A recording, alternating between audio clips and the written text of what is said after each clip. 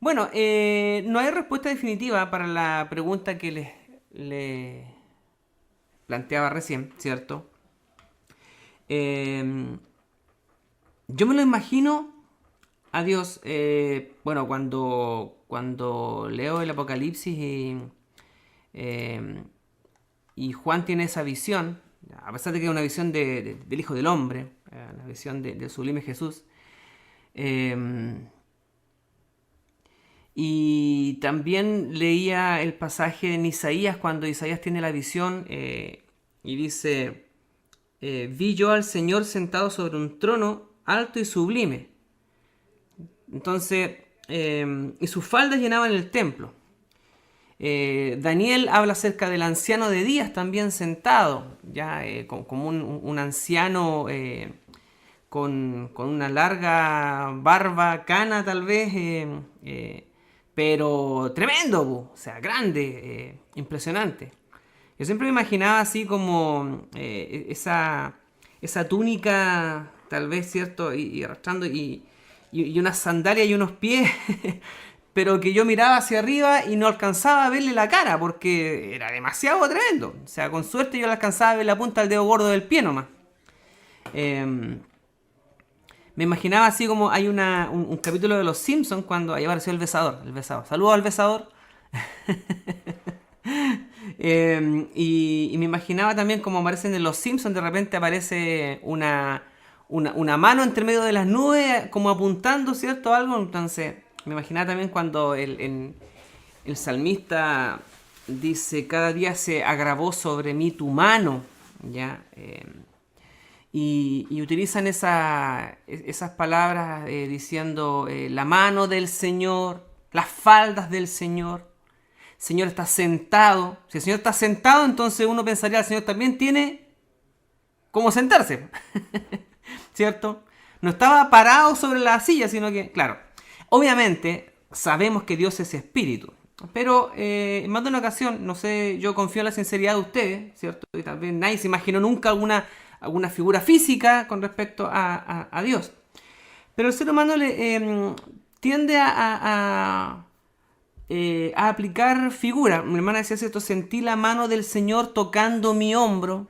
Entonces uno habla de la mano del Señor, obviamente no es una mano física, entendemos que Dios es espíritu. Estar en la presencia del Señor, ¿cómo será entonces estar si es espíritu? Es como estar en una habitación, ya, perdóneme pero usted ha entrado en una habitación donde ha habido mucha gente, ¿o no? Y se siente el aire como pesado, ¿cierto? Como que, bueno, el aire tiene peso, ¿ya? El aire también tiene peso. A pesar de que no lo vemos, el aire pesa.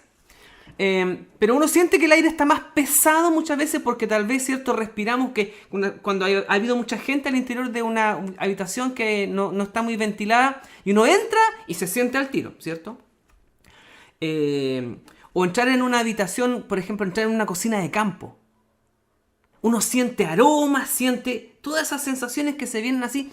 Y uno como que huele el campo y huele todo. Y huele las manos de una viejita amasando, huele las manos de un leñador. Todas esas cosas que están ahí juntos, ¿cierto? Que al fuego. Hay una sensación que parece. Y siempre tendemos a ponerle imágenes a las cosas, que es algo completamente natural.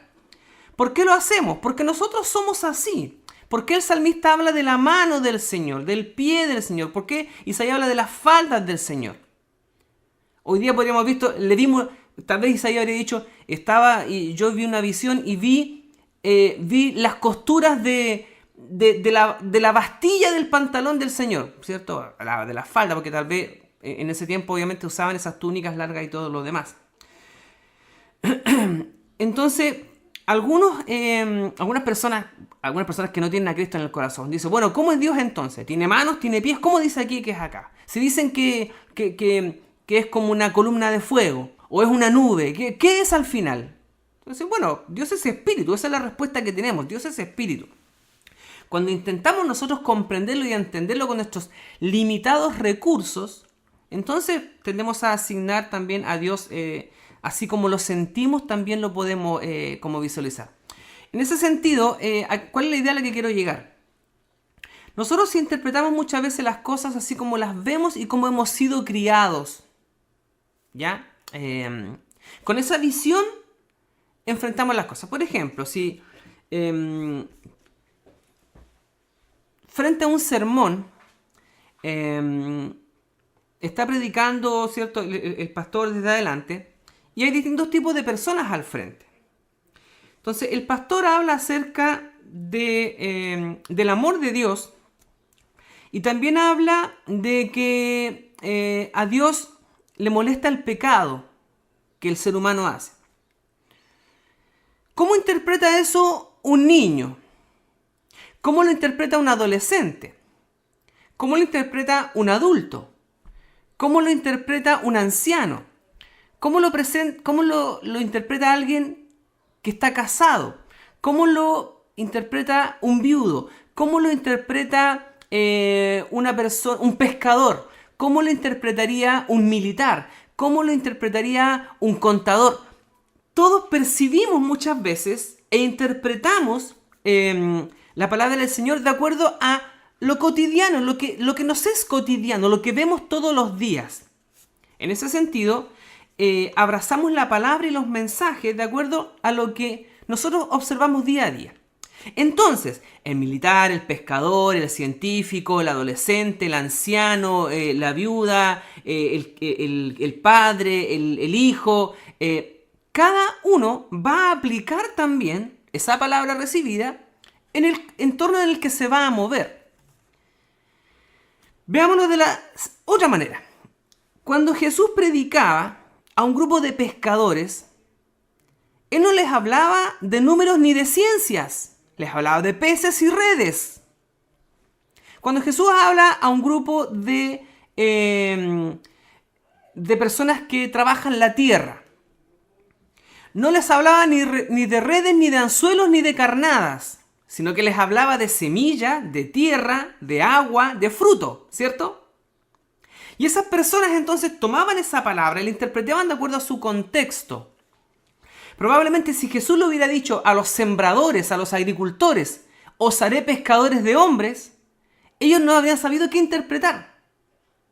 Tal vez habían pensado, Dios quiere que abandonemos la semilla, la tierra y nos vayamos al mar. Obviamente uno dice, no es eso, no tiene nada que ver. Entonces, nosotros interpretamos también de acuerdo al contexto en el que estamos y también cómo hemos sido criados. Algunos han sido criados de una manera muy estricta, ya muy pan, vino, vino. Y frente a cada predicación, entonces, probablemente amarán más aquellos sermones que son rudos, que son directos, que son firmes. Y así también lo van a aplicar. En cambio, tal vez el que ha sido criado con una vara más blanda, tal vez esto más relajada, probablemente también interpretará aquellas palabras y aquellos sermones más amorosos le gustarán más también, sobre aquellos que son más duros, ¿cierto? Entonces, interpretamos de distintas maneras, pero lo importante es que Dios a todos nos habla.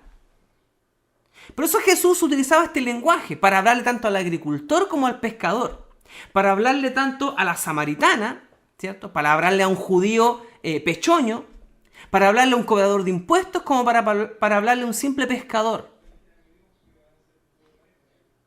Porque lo que le importaba a Jesús era llamar la atención sobre las verdades espirituales tremendas, donde una de las columnas fundamentales es el amor. O digamos mejor, dos columnas fundamentales. Amor a Dios y amor al prójimo.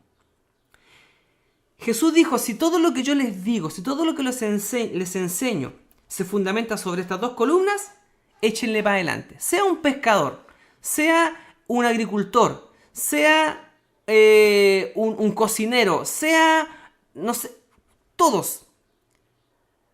Si lo medimos todo o lo ponemos bajo estas dos grandes columnas, amar a Dios por sobre todas las cosas, amar al prójimo como a nosotros mismos, el resto ya se va a armar solo. O va a caer por su propio peso. O va a ser consecuencia de lo que ustedes van a hacer y recibir también. Entonces, cuando uno lee la palabra del Señor, tiene que leerla bajo estas dos grandes columnas, sobre la cual se sostiene la palabra completa. Cuando Juan escribe el Apocalipsis, ¿cierto? Él tiene una visión. Dios le revela cosas y Dios le dicta cosas para que las escriba de puño y letra, ¿cierto? Le dice, di o escribe lo que ves o, esto, como le dice, para no equivocarme, para no equivocarme. Escribe estas palabras porque son fieles y verdaderas, algo así, ¿cierto? Dice, no recuerdo el texto exacto. Bueno, usted después lo podrá leer con más calma. Para no equivocarme.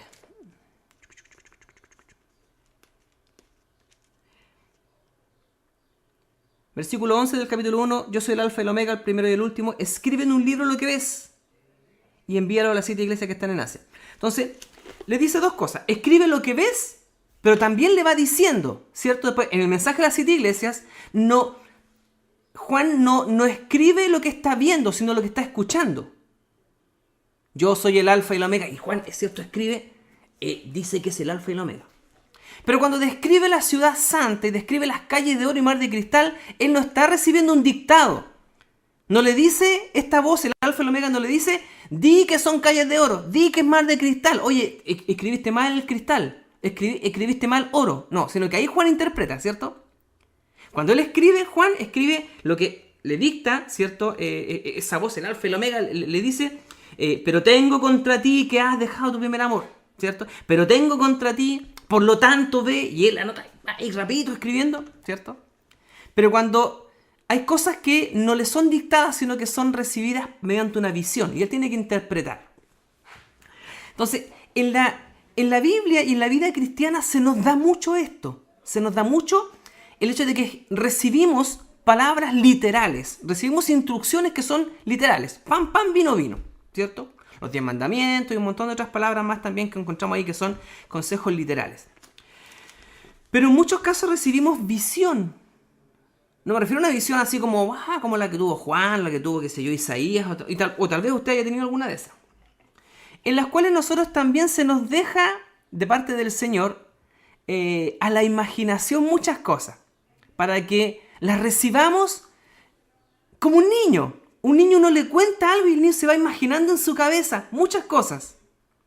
Así también nosotros, Dios quiere que vayamos un paso más allá. Mire, creo que nosotros perdemos mucho de la lectura bíblica y del aprendizaje de la Biblia porque lo vemos con... Por eso que le decía, ¿cómo se imaginó a Dios? Porque nosotros nos imaginamos a Dios también muchas veces como hemos sido criados.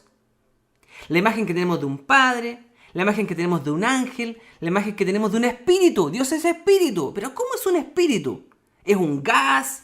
¿Se ve el gas? ¿Es como de repente, no sé, como, como un spray que después se desvanece? ¿O es ese aire denso y pesado que cuando uno entra a una pieza lo siente? ¿O la mala onda, de repente cuando uno entra a un lugar, si tú no sientes la mala onda, dicen algunos? ¿O siento las malas vibras? ¿O entro a otro lugar y yo siento... Como decía, dicen muchas personas, yo sentía que había alguien orando por mí. ¿Cómo se siente eso? ¿Cómo es esa sensación? ¿Será así? ¿Ese Dios, ese espíritu? ¿Son esas sensaciones? Entonces, en el afán por entender muchas de esas cosas, Dios quiere también que nosotros podamos leer la Biblia. Y por eso le decía, nosotros tenemos que hacer estos ejercicios muchas veces, ir un poco más allá, darle una vuelta más de tuerca, porque nuestra cultura, nuestra enseñanza, nuestra crianza, muchas veces ha sido así como que 2 más 2 son 4 y se acabó el cuento. Y nos limitan un poco, pues no nos dejan pensar un poco más allá. Y resulta que el Antiguo Testamento se escribió y también se escribió para un mundo que no decía 2 más 2 son 4, sino que podían sumar 2 más 2 y le daba 5, 6, 8, 20, 25. Así. Ellos podían decir, pero si ese 2 fuera un 2 que yo lo desarmo y de repente pongo acá y de repente tomo el otro 2 y lo hago aquí y lo desarmo. Entonces, el Antiguo Testamento fue escrito para el mundo judío, ¿cierto? Donde ellos tienen otra manera de pensar y de analizar las cosas. De analizar el mundo, de analizar la vida, de analizar un escrito. Ellos leen un párrafo de un poema y yo venía pensando en el auto mientras manejaba para acá a 140 por hora para llegar la hora para el culto. No, había mucha congestión en Conce, así que no se puede correr. Y venía pensando y decía, ¿a quién le gusta la poesía aquí? A ver si levanta sus deditos si se le gusta la poesía. Ya. Muy poca gente le gusta la poesía. A mí en realidad no me gusta mucho la poesía. Prefiero la prosa, prefiero leer un libro, un texto. Pero me cuesta a veces la poesía porque me cuesta entender la poesía. Me cuesta interpretar la poesía.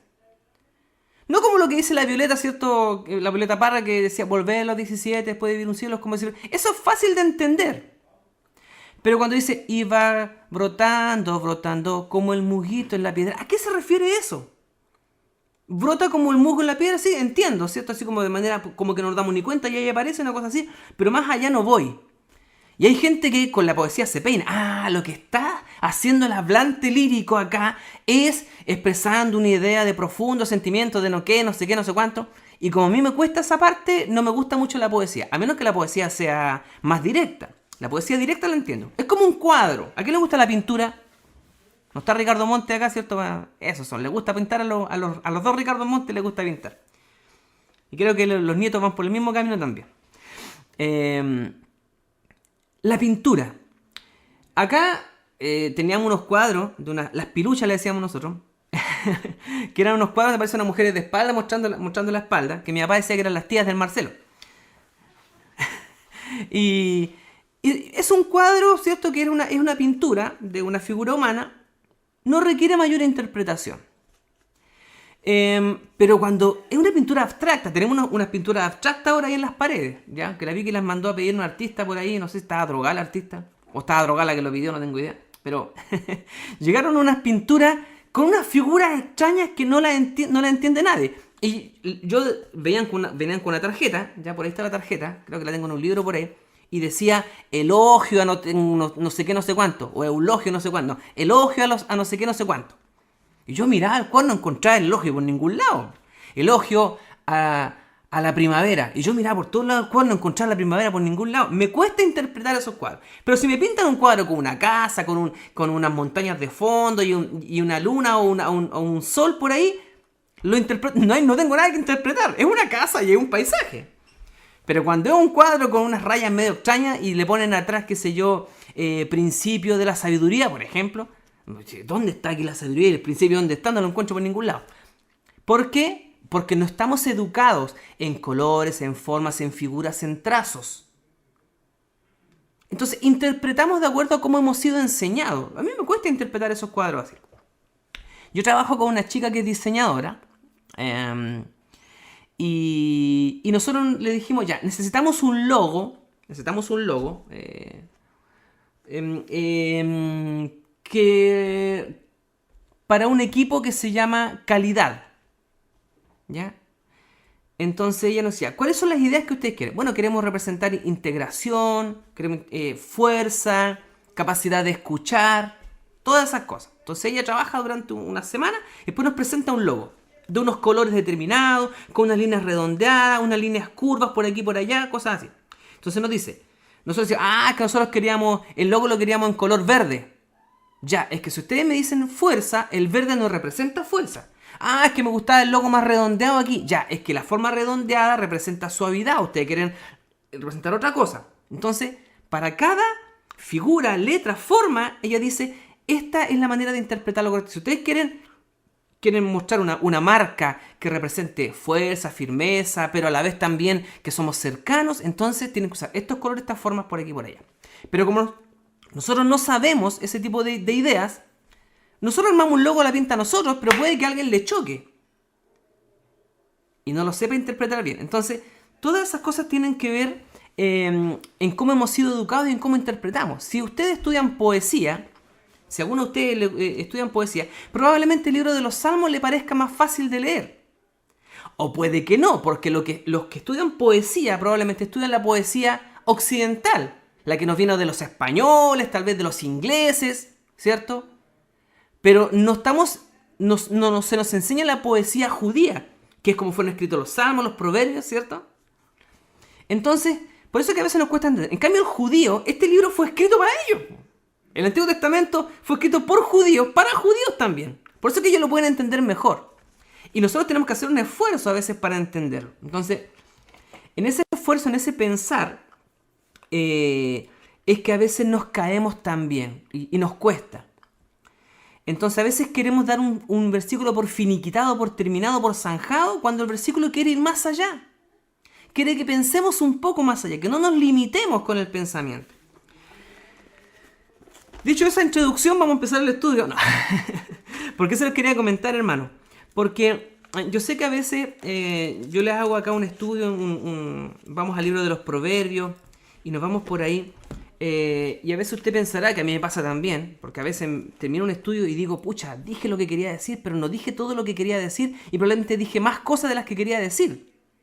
Y usted tal vez pensará otra vez diciendo, ¿qué quiso decir el hermano Pablo? No entendí nada de lo que dijo. Pero si yo lo dejo con la inquietud, o lo dejo dando vuelta, o lo dejo dando bote, ¿cierto? Es que dejan dando bote para que otro vaya y la chutee. Si yo dejo dando bote el versículo para que usted vaya y lo chutee después, misión cumplida.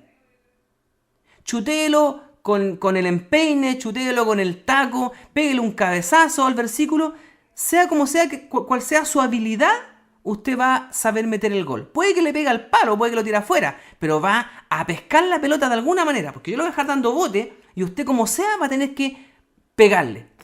Lo que no puede hacer es que si yo dejo la pelota dando bote del versículo bíblico, usted se vaya para otro lado. Como de repente le pasa a los jugadores de la selección, ¿cierto? Que mandan un pase y llega a cualquier lado menos el jugador que tiene que llegar. Entonces cuando mandan un pase, yo le mando un pase a usted con un versículo bíblico, lo que no tiene que pasar es que pase de largo. Lo que tiene que pasar es que usted agarre esa pelota, el pase que yo le doy con el versículo, usted lo agarre de alguna manera. Si lo cabecea y hace el gol, si lo cabecea y lo manda afuera, no importa, pero lo agarró de alguna manera. Si lo agarra con el pie, con el taquito, pero de alguna manera logra atrapar ese versículo y hacer algo con él, aunque no haga el gol, ya va bien encaminado. Porque probablemente la segunda vez que yo le dé el pase ya le va a pegar al palo. La tercera vez ya va a meter el gol. El punto, hermanos, es que no pretendamos comprender todo al tiro. Yo sé que de repente los proverbios muchas veces a mí también se me van a encollar. Aquí yo quisiera comprender muchas cosas más, pero me cuesta. Pero así como lo hago es el ejercicio de decirle, imagínese al Señor, ahora imagínese este versículo de tal o cual manera. Así que con esa gran introducción, va muy rápidamente, ¿no? Porque vamos a pasar por encima. Del capítulo 30 del libro de los Proverbios, ¿ya? No me quiere soltar este libro, pero la verdad es que de algún momento voy a tener que dejarlo, pero la idea es que usted quede con las ganas de seguirlo leyendo.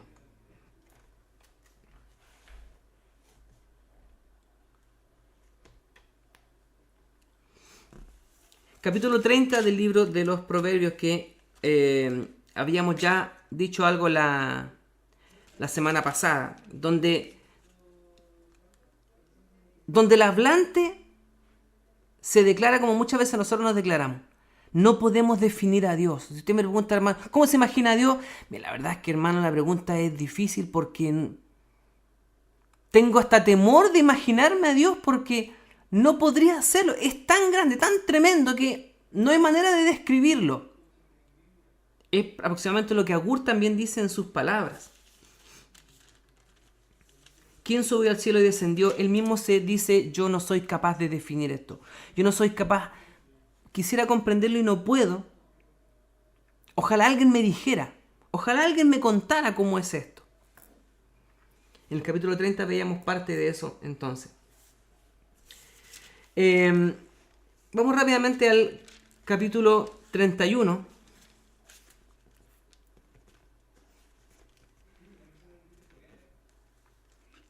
Las palabras del rey Lemuel, la profecía con que le enseñó su madre. Y aquí me quiero detener, solamente si nos pudiéramos quedar con esto. Porque muchas veces hablamos en la escritura acerca del padre enseñándole a un hijo, del maestro, del rabino, ¿cierto? Siempre como una figura masculina enseñando a otra figura masculina menor. Y a veces nosotros caemos también en esa... Recuerde que, insisto, el libro fue escrito para judíos en el tiempo de los judíos. Entonces, es predominantemente masculino todas las acepciones que se hacen en el Antiguo Testamento. Y nos encontramos sí con algunos pasajes que hablan en un tono más... donde aparece la madre, acá. La profecía con que le enseñó su madre. Interesante, ¿cierto? Le enseñó su madre. Qué lindo. Como le decía, nosotros hablamos muchas veces de las figuras paternas, de la figura del padre sobre el hijo. Pero así como el capítulo 31 comienza diciendo la profecía con que le enseñó su madre, dice el primer capítulo del libro de los Proverbios, versículo 8, oye, hijo mío, la instrucción de tu padre, y no desprecies la dirección de tu madre. Entonces, hay un llamado a la enseñanza integral. Voy a leer rápidamente el versículo 2 en adelante. ¿Qué, hijo mío? ¿Y qué, hijo de mi vientre? ¿Y qué, hijo de mis deseos? No des a las mujeres tu fuerza ni tus caminos a lo que destruye a los reyes. No es de los reyes olemuel, no es de los reyes beber vino, ni de los príncipes la sidra. No sea que bebiendo olviden la ley y perviertan el derecho de todos los afligidos. ¿Cómo aconseja un padre? ¿Cómo aconseja una madre? ¿Hay alguna diferencia? Los que les ha tocado criar juntos. Yo sé que en el caso, por ejemplo, de Patty, ella enviudó siendo los chiquillos bien niños todavía. Pero no sé si puede recordar ella o los que estamos criando hoy. ¿Qué diferencia hay entre la instrucción del padre y la dirección de la madre? ¿Hay diferencia cuando les tocaba ahí atrincarse al Jimmy y el pastor con Sandra? No sé si el padre reprendía de una manera, aunque lo más probable es que ambos estaban de acuerdo en que había que realizar una corrección. Tanto el padre como la madre saben que hay que efectuar un llamado de atención sobre los hijos. El padre lo aborda de una manera y la madre lo aborda de otra manera, ¿cierto? Están de acuerdo en que hay que corregir, están de acuerdo en que hay que aplicar una disciplina, pero ambos tal vez la abordan de una manera distinta. Yo me doy cuenta con mi hijo, ¿ya? Vi que tiene una manera de abordar la corrección, yo tengo otra manera de abordar la corrección. Y entre ambos nos hemos complementado y estamos aprendiendo. Yo me he dado cuenta de errores que cometí cuando Marcelo era más chico y que estoy tratando de corregirlo. Y aún me cuesta todavía y cada cierto tiempo tenemos conversaciones donde nos cuestionamos nuestros roles como papá con Marcelo, ¿ya? Y con Marcelo presente, ¿ya? Y eso ha sido una tremenda escuela para nosotros. Lo que no se puede omitir ni obviar es que la responsabilidad sea de uno solo, de la enseñanza o de la corrección, sino que ha de ser un trabajo en conjunto, porque ambos son complementarios. Y así como el padre y la madre crían, insisto, lo que hemos visto a través del libro de los Proverbios probablemente ha sido siempre el padre hablando y muy pocas menciones a la madre. Pero acá el capítulo comienza de inmediato reconociendo la labor de una madre en la enseñanza. No sé si fue una madre tal vez que le tocó educar sola a su hijo o a sus hijos, o tal vez una madre que en algún momento cierto siente que es necesario también aplicar, decir ciertas palabras a su hijo. Y quiero terminar con esto. Insisto, tal vez si nos podemos quedar con algo hoy día es eso, es ir más allá en el versículo bíblico cuando leamos la palabra del Señor. Destacar la labor del padre y la madre en la enseñanza y en la corrección, ¿ya? Y por eso, hermano, valoro mucho. Debo reconocer que hace algunos años atrás me costaba a mí mucho y era un poco reacio a ver mujeres enseñando en la iglesia. Tal vez no estudio bíblico, cosas así, pero una predicación, una cosa así, yo era más como los viejos a la antigua, ¿cierto? Me costaba un poco ver eso. Pero hoy día yo digo, gracias Señor, porque me cambió el switch en esta mentalidad que tenía yo. Y gracias porque yo puedo aceptar en este momento y con gratitud, con gratitud al Señor y con humildad también, aceptar la corrección de un pastor y de una pastora. En el sentido de, qué rico que entre los dos nos guían también. En la posesión tal vez del padre, ¿cierto? En el pastor Silvio, y la voz de una madre. Cuando Sandra nos entrega el listado de oración, si lo hiciera el pastor, no es que vaya a tener menos fuerza, Pero yo lo recibo de una manera distinta, porque esa preocupación de una madre, ¿cierto? Cuando entrega el listado de oración, uno ve una figura maternal en eso. Que las mujeres ven de una manera distinta. Porque tal vez sienten las peticiones de una manera distinta. Generalmente las que presentan motivos de oración son las mujeres. Son más sensibles, son menos orgullosas. Sea como sea, el complemento es ideal. Y yo doy gracias al Señor por eso también. Y termino con el... Bueno, no voy a leer el versículo porque usted ya se lo sabe de memoria. Pero el otro día un pastor decía, cuando vamos al texto hebreo original, cuando dice la Biblia que la mujer es la ayuda idónea, ¿cierto? ¿Lo ha escuchado usted? Claro. Dice la palabra, haré pues ayuda idónea para él. Y un pastor decía, cuando le damos la tercera o quinta vuelta de tuerca al versículo en el hebreo original, el pasaje debería decir, le haré una ayuda contra él. Uno dice, ¿pero cómo contra? No tiene que ver contra en el mal sentido, sino el sentido de la contraparte, del complemento. Y cuando digo contra, y cuando el pasaje dice contra, imagínenselo un poco de la siguiente manera, y con esta idea quiero terminar. En todos los países la oposición es necesaria. La oposición política, en todos los gobiernos. Porque si no es un gobierno totalitario, ¿cierto? Porque la oposición genera equilibrio. Porque si no siempre sería lo que una sola parte dice. Y nadie tendría derecho a cuestionar. Entonces la oposición es necesaria. A veces uno se pica porque se van al chancho, porque... Definitivamente, en general, la oposición, ¿cierto? Le busca hasta la quinta pata al gato, pero la idea es pegarle en las canillas al otro, al gobierno, ¿cierto? Al gobierno de turno. Entonces, aunque la intención a veces no sea la mejor, la oposición es necesaria. Pero imagínense en un matrimonio. En un matrimonio no es que haya oposición, porque no es uno contra el otro para destrucción, sino para construcción de ideas. Se recomienda que cuando uno contrata a una persona para un puesto de trabajo de confianza, ojalá no contratar a alguien que sea igual a uno.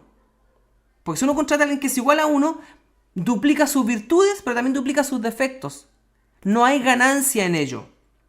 En cambio, cuando se contrata a alguien que me va a buscar la quinta pata al gato, me sirve de complemento. Se complementan las ideas. Entonces, es bueno que en un equipo hayan ideas que se contrapongan, porque eso hace que surja la sana discusión, el sano crecimiento y la buena resolución de ideas. Por eso que el matrimonio existe también como complemento. Y muchas veces ese llevar la contra, no en el mal sentido, insisto, no en el mal sentido, sino en el buen sentido, es positivo. Recuerdo que en un principio cuando empezamos a pelear con Vicky, teníamos muchas diferencias de opinión. Entonces ella me miraba de repente y me decía, no me querís. ¿Por qué no? Porque me lleváis la contra o discutes conmigo. Yo le decía, la verdad es que yo discuto con gente que me interesa. Porque intento construir ideas, sacar conclusiones. Que alguien me cuestione lo que yo hago, cómo soy. Bueno, mi hijo ya aprendió eso, así que para mí ha sido doloroso por un lado, pero de mucho aprendizaje. Me faltaba que alguien me llevara la contra en la casa, con vehemencia, para poder aprender algunas cosas. Entonces, que ese complemento, hermanos, que dice en un principio, haré pues ayuda idónea, no es que la mujer le esté ayudando al marido, sino que son complementarios. Y eso entrega crecimiento. Por eso que es como un equipo, no son individualistas. Por eso que yo le dejo la pelota dando bote y usted ve si la cabecea, le pega de taquito, hace el gol o le pega al palo, pero no deje pasar la pelota de largo. La pelota va para usted, la pelota está en su lado ahora, está en su metro cuadrado.